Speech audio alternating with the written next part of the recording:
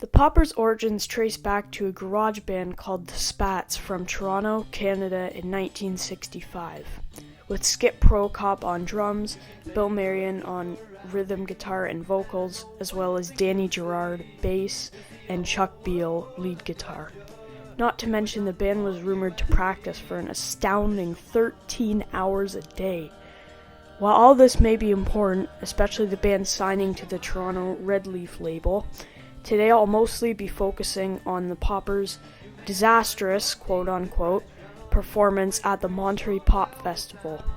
With this in mind, it's worth noting that Bill Marion would leave in July 1966, later working with The Last Words and being replaced with Scottish singer Adam Mitchell, who was present at Monterey.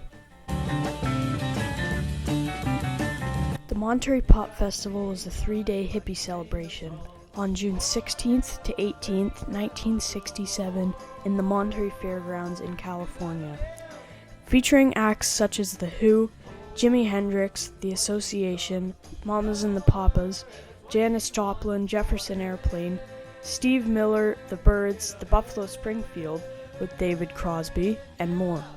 Estimates of population at Monterey were claimed to be at least 200,000, and footage shows an unsurpassed amount of flags, tarps, and other colorful flowers and decorations.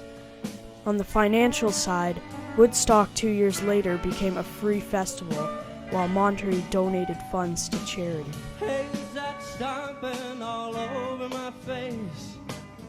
Where's that silhouette I'm trying to trace?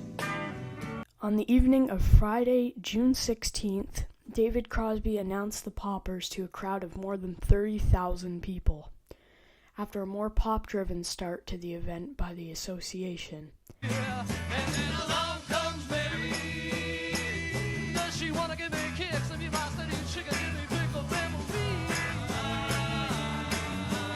Oh, maybe you rather got the tales from all the fails and tribulations.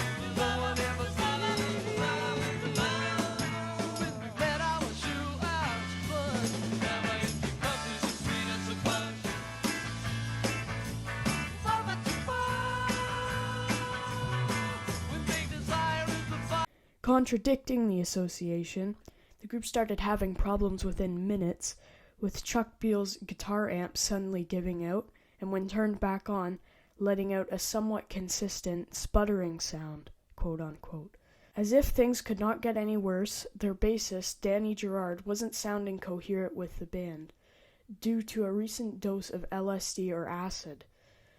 While that day is forgotten history for the Paupers, the time period for the group was fantastic, playing light-filled, mysterious-sounding gigs at the Café Au Go-Go and following their debut tour.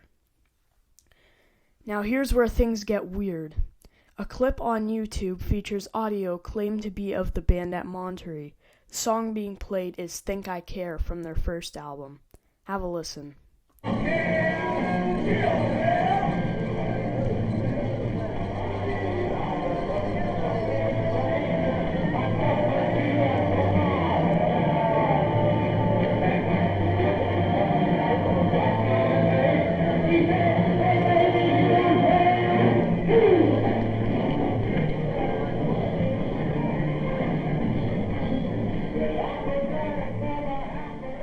The question is, if this is the true recording, why is there no sputtering sound coming from Chuck Beal's amp? When checking set lists, it seems that Think I Care was the second song during the set, which should mean the problems are already beginning. Understanding it is an audience recording, it's possible the painstaking sound from the amp wasn't heard from a distance. Considering bass and drums even, overall it really isn't that bad. Opinions may vary on the snippet being taken from other performances, but let me know what you think.